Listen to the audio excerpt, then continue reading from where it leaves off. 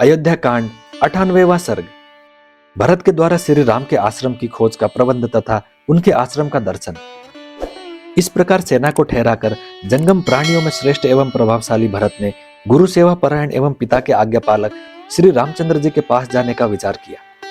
जब सारी सेना विनीत भाव से यथास्थान पर ठहर गई, तब भरत ने अपने भाई शत्रुघ्न से इस प्रकार कहा, सौम्य, बहुत से मनुष्यों के साथ इन निषादों को भी साथ लेकर तुम्हें शीघ्र ही इस वन में चारों ओर श्री रामचंद्र जी की खोज करनी चाहिए। निषाद राज गुह स्वयं भी धनुष बाण और तलवार धारण करने वाले अपने सहस्त्रों बंधु बांधवों से घिरे हुए जाएं और इस वन में ककुस्थ वंशी श्री राम और लक्ष्मण का अन्वेषण करें। मैं स्वयं भी मंत्रियों, पुरवासियों, गुरुजनों तथा ब्राह्मणों के साथ उन सब से घिरा रहकर पैदल ही सारे वन में विचरण करूंगा। जब तक श्री राम, महाबली लक्ष्मण अथवा महाभागा विदेह राजकुमारी सीता को न देख लूंगा, तब तक मुझे शांति नहीं मिलेगी। जब तक अपने पूज्य भ्राता श्री राम के कमल दल के सदृश विशाल नेत्रों वाले सुंदर मुख चंद्र का दर्शन न कर लूंगा, तब तक मेरे मन को शांति नहीं प्राप्त होगी। निश्चय ही सुमित्रा कुमार लक्ष्मण कृतार्थ हो गए, जो श्री रामचंद्र जी के उस कमल सदृश नेत्र वाले महातेजस्वी मुख का निरंतर दर्शन करते हैं, जो चंद्रमा के समान निर्मल एवं आनंद प्रदान करने वाला है।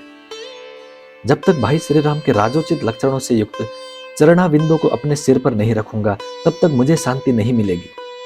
जब तक राज्य के सच्चे अधिकारी आर्य श्री राम पिता पितामहों के राज्य पर प्रतिष्ठित हो अभिषेक के जल से आदर नहीं हो जाएंगे, तब तक मेरे मन को शांति नहीं प्राप्त होगी। जो समुद्र प्रयत्न पृथ्वी के स्वामी अपने पतिदेव श्री रामचंद्र जी का अनुसरण करती है, वे जनक किशोरी विदेहराज नंदिनी महाभागा सीता अपने इस सत्कर्म से कृतार्थ हो गई। जैसे नंदन वन में कुबेर निवास करते हैं, उसी प्रकार जिसके वन में ककुस्थ कुल भूषण श्री रामचंद्र जी विराज रहे हैं, वह चित्रकूट परम मंगलकारी तथा गिरिराज हिमालय एवं वेंकटाचल के समान श्रेष्ठ पर्वत है। ये सर्प सेवित दुर्गम वन भी कृतार्थ हो गया, जहां शस्त्रधारियों में श्रेष्ठ महाराज श्री राम निवास करते हैं। ऐसा कहकर महातेजस्वी पुरुष प्रवर महाबाहु भरत ने उस विशाल वन में पैदल ही प्रवेश किया। वक्ताओं में श्रेष्ठ भरत पर्वत शिखाओं पर उत्पन्न हुए वृक्ष समूहों के, जिनकी शाखाओं के अर्घभाग फूलों से भरे थे, बीच से निकले। आगे जाकर वे बड़ी तेजी से चित्रकूट पर्वत के एक साल वृक्ष पर चढ़ गए और वहां से उन्होंने श्री रामचंद्र जी के आश्रम पर सुलगती हुई आग का ऊपर उठता हुआ धुआं देखा।